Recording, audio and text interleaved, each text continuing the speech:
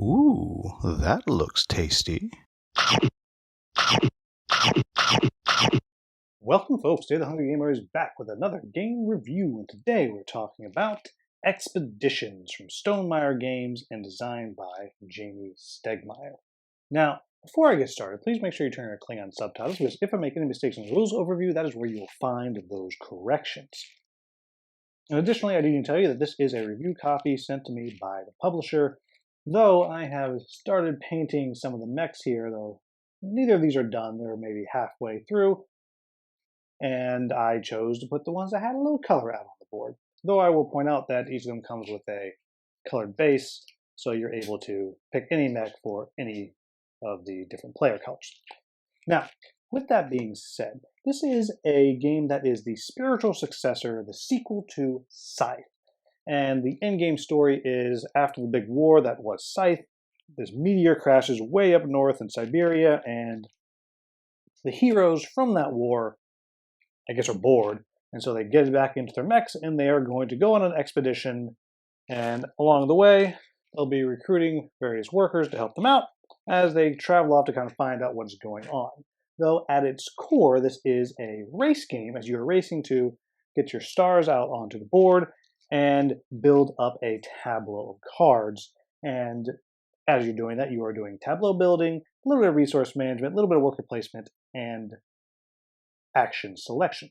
Now, if you are not interested in how this game is played, just want to jump into my final thoughts, then you want to go to the timestamp on the screen right now. For those of us still here, let's talk about how this game is going to work.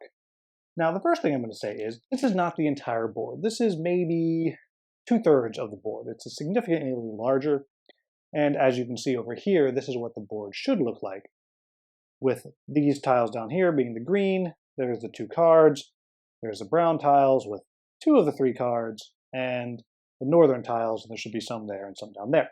However, what you're going to be doing is you're going to be moving around the board, taking 2 or 3 actions each turn. And the way that works is, as we take a quick look here, is you have your cube that's going to start right over there. And the first turn, you're going to move it over, and then every action that is not covered, you'll be able to take. Then in subsequent turns, you will move the cube up, and then you'll get to take 2 turns, and you can move it around on that little tile however you like, taking 2 actions every turn, that you always have to move it until you decide to do a refresh action, which is going to get you a bunch of stuff back, and that will be your whole turn, but then you can start the cycle over again. And as you are moving around the board, you will be building up your might, which is the fist, and your cunning, which is the brain, and using that to do various things. And I'm going to talk about this player board in a minute, but now that we have a rough understanding of how that works, let's talk about the board itself and those 3 actions. Now, move is very simple. In general, you're going to get to move between 1 and 3 spaces. Notice I said between 1 and 3, so that means you can never stay still, and it's simply you're going to move. Now, if you move onto one of these flipped over tiles, you're going to collect this map token, which can be used for points and various things at the end of the game, and you're going to flip over the new one. And I've oriented it like that, and you'll see we have the weird forest. And we have this little square here, which is where we're going to put what is known as corruption. And that is also part of the lore of the story, because this meteorite that landed is spreading this weird corruption. And so what will happen is you're going to go into your corruption bag here and start drawing out tiles. And you see that number 5+, so I will be drawing out tiles until I've added them up to a total of 5+. So there's a 3, and then another 3, so I have a total of 6. That is 5+, and I would stop drawing there. And I would have stopped my movement when I got there. The next thing is the gather action, which is very simple. You will take whatever action is on the tile. In this case, I would get a purple worker, which is a corrupted worker. It would go onto my player board, and I'll talk about how those are used in just a minute. Over here, I would get either a blue or a yellow worker. Over here, I would get to draw a card from the top of the deck right here, which would then go into my active area, and that'll make sense in just a little bit. And play another card. I haven't talked about play yet. Up here, I get to take any card I want that's face up from the map, whereas down here, I get to activate an adjacent tile, and so on and so on. There's a whole variety of different things that you can do in the game, and you can see those marked out right here on the lovely cheat sheet that the game comes with. And then the last action that I talked about is the play action. And the way that's going to work, and I'll put my little player board right out here, and the way that's going to work is every player is going to start the game with 2 cards, their hero and the hero's companion. And your hand is actually to the left of your board, and everything is there. It's open information where everyone's able to see. But you can take one card from the left side of your board and play it over here to the right side of your board. And again, everything stays out over here, and it stays face up. It's open information. And so you pick what it is that you're going to play. And so we'll say I'm picking Voltan here. I put Voltan out, and the first thing that would happen is that I would get a Might. Then, if I'd already placed 1 star out on the board, I'd get a Cunning. If I'd placed 2 stars out on the board, I'd get another Cunning. And I'll talk about stars in just a moment. The next thing is, I'd get to look down at the action down here. In this case, activate an adjacent face-up card, like one of these right here, ability, or I can Vanquish. And Vanquish means you're going to spend your Cunning or Might to defeat these creatures right here. So, for example, I could spend 1, 2, 3 Cunning and defeat this, put it on my player board. And then if I wanted, I could also spend 1, 2, 3 Might and defeat this one as well.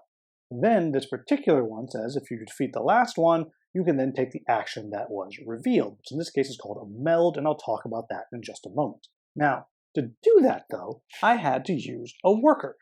And so I would take my little soldier worker here, and he would get placed right there, and now I have used him. So I can play the card just for the ability here, or I can take the ability here, and then the bonus ability by placing a worker on it if I can. And that's how playing cards work. Now, as you play your cards, they're going to be placed over here to the right side of the board in what's called your active area. And I mentioned if you gain a new card, you actually take it and place it over there as well. At some point, you're going to refresh, which means you'll take all your workers back, and you'll take all of your cards back from over there and place them back into your hand. Now, I mentioned this ability to meld a meteorite, and there are also some other abilities that are worth knowing about. One of them is this ability right here, which is upgrade an item, which I'll show you in just a moment. And then there is the boast ability as well, which I'm going to talk about in just a moment as well. Now, the boast ability means if you have accomplished any of these goals over here, which are have 7 workers or 5 map tokens, have 8 cards in your hand, have defeated 7 different corruption tiles, these guys right here, etc., you can do a boast action, which means you're going to brag about it. You'll take one of your stars and place it down on the board. This is going to be the end game trigger because once one player has put 4 of their stars out, that will trigger the end of the game. Now, most of these, though, while some of these are gather actions, the rest have 4 upgrade items, have completed 4 quests, have melded 4 meteorites. And the way that's going to work is here on your board. When you get a chance to do a meld meteorite, you're going to take one of your cards that you already have in your hand or over here, and you're going to lose it. However, what you're going to do is you're going to take it, turn it sideways, and slide it up under your board, like so. And then you're going to get the scoring bonus, which in this case is gain $1 per orange corruption. So in this case, I have 1 of those, so I would get a single coin, which is an in-game point. And then as you do more of these melded meteorites, up to a total of 4, not only do you activate the new one, but you also activate all of the ones that have already been done. The next one that I mentioned was this upgrade an item. So again, just like with a meteorite, a card that you've been using, you will then take it and you'll tuck it on the side of your board, just like so, covering up the worker placement spot and revealing only this ability here, which is now a permanent ability that you have, and it's also going to be worth points at the end of the game. And the last thing that I mentioned were quests, and you're going to tuck your quests at the top of the board, but the way you do those is a little bit different. So let's just say that I had picked up this quest right here with the heart ability on it. And in this case, we want to repair a damaged mech. And it says 5S, so 5 south. So in order to repair that damaged mech, I have to go here to 5 south, or the mech junkyard, and when I am there, I do what is called a solve action. Then I'm going to pay, in this case, 1 might, and my reward is going to be 1 coin, and then I'll be able to tuck that card on the top of my board, which is going to get me closer to being able to boast, and also what it's going to do, and it's a little bit hard to see on the board right here, but if you look over here, the more quests you've accomplished, the more points your stars are going to be worth at the end of the game. And you can, as I said, go around and around, playing your turns, refreshing, playing your turns until somebody gets 4 stars out, and then everyone gets one more turn, and then you total up the points, and whoever has the most points is going to be the winner. So, what do I like about this game? The first thing that I like is I like that it takes pretty much everything that I like about Scythe and speeds it up and makes it, well, it makes it kind of multiplayer solitaire. And I know a lot of people hate on that, like that's a negative. I do not. I think there's room in every collection for a game that is multiplayer solitaire. In fact, that's my wife's favorite style of game. And it's not that you're ignoring what the other person is doing, because they're still out there moving around, but instead of it being this complex battle like you have in Scythe, it's more of a race. And I love that, because now it's about optimizing your own engine, picking the right time to do your refresh, picking the right time to tuck one of those items, picking the right time to meld a meteorite, because that's going to affect when you're able to get different stars and all of those different things. I love how you're picking up workers or followers that are going to be able to help you and then activate the cards that you're moving from your left to your right. I just really, really enjoy the game. Also, the production quality is very, very high, which is pretty much what you expect from Stonemaier, but the production is really, really good. The insert is fantastic. There's space for a lot more stuff. The size of all of the things really makes it to where you can look at this art, you can stop, you can enjoy it, you can appreciate it, because it really is a stunning looking game. The artwork really does evoke an awesome world that you have there. And of course, the mech miniature things are just fantastic. I also appreciate the kind of the throwback to the original Scythe, as the main characters that you were battling in that big war that was Scythe, and you get to use them and use the animal companions that are still around, and I think that's really cool too. I really like that as well. Along with that, I really enjoy the engine building of this game, and the way you're, again, making those choices of when do I keep an item, when do I need to get rid of it, when do I need to tuck it and no longer have access to the card and the ability that comes with the card, when do I want to do a boast action and then get that star out there, which means I had to have chased something down so I can do the boast, but now some of my cards are more powerful. All those choices you're building up your engine, I think, are just fantastic. I love everything about that. Next thing is, I love the way you're choosing your actions. I like that you're going to get to do 2 out of the 3 actions every turn, which is great. And yet still, somehow, there's always moments you're like, dang it, why do I have to move my thing again? Ah! And then you have that other moment of trying to figure out when is the best time to do your refresh and take everything back, but you're going to lose that one turn while you're doing the refresh. I just think all of that is really, really inspired and really, really fun. I also appreciate the constant changing of the board state.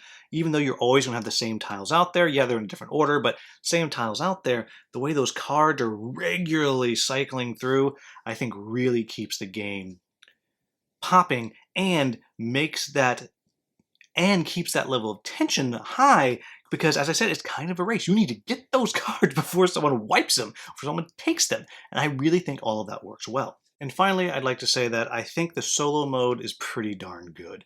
Because this is a game that has very little interaction with each other, as it were, in the way that most people think about it, the solo just works really well, because it does become a solo puzzle that you're playing, and the way the cards work, one, is very fast, it's very simple, but you also still feel like you're playing against an opponent. It's not just a straight up score that you're trying to beat. It is a very clear, they're going to be taking tokens and you need to kind of stop them and get ahead of them, and I think that actually works really, really well. So what are my quibbles with the game? The first thing is, as I said, it's a huge game.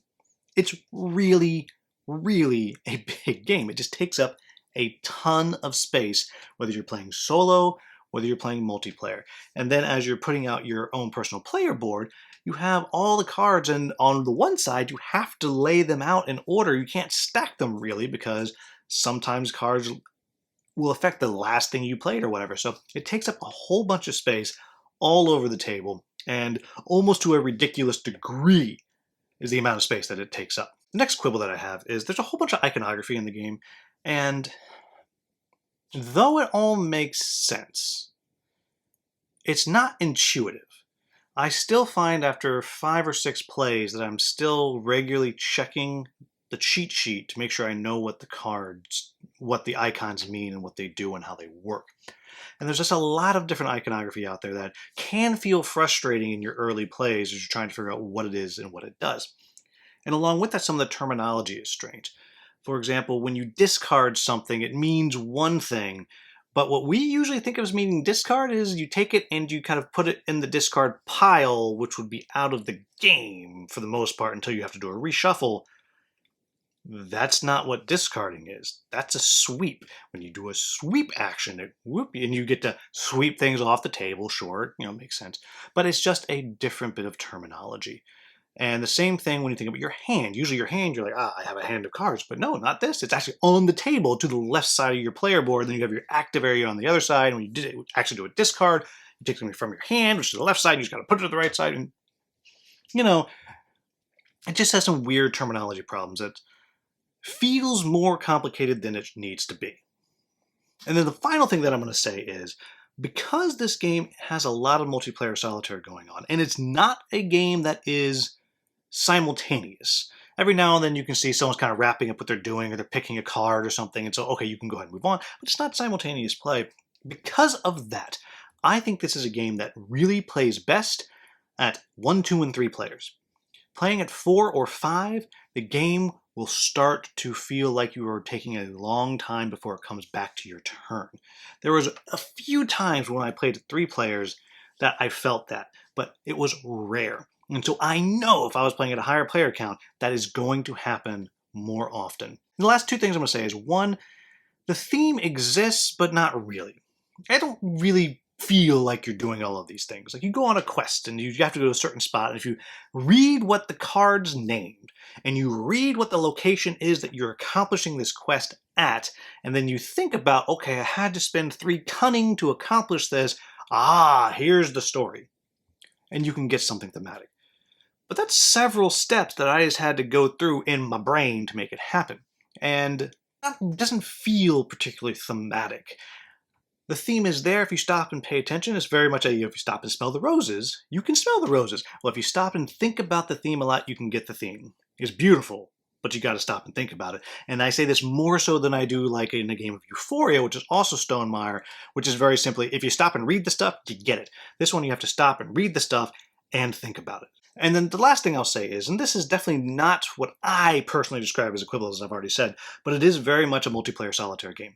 Very much so. The main difference between this and Scythe, to me, is things have been streamlined and they're faster, and the conflict is no longer in the game. There is no conflict. It is a race. So if you don't like multiplayer solitaire, then this is not a game for you. But if you like engine building, if you like a kind of a race feel, I don't mean like a racing game, but a race feel type game, and you don't mind something that takes up a lot of space on the table, and you're going to think in 1, 2, or 3 players is what I want to play at, then this is a really fun game. I will be honest with you, I was thrilled when Stonemaier sent me a review copy, and I've already purchased some upgrades myself for it because I like the game that much. I actually, this afternoon, am going to be painting a couple of the minis, which ironically, you may have already seen my mediocre paint job because I'm actually recording my final thoughts before I record the how to play portion at the beginning. Don't ask. It's just, don't ask, don't worry about it. It's all the magic of a YouTuber. Woo! But I enjoy this game. I'm very happy to have it, and I think it's one of Stonemaier's best games. So take that for what you will. So there you have it, folks. That is Expedition. As always, if I made any mistakes in the rules overview, please let me know in the comments with the timestamp so I can get that into the Klingon subtitles. If you found this video useful, please like, subscribe, share, maybe become a channel member. Thank you so much for watching. Have a wonderful, wonderful day.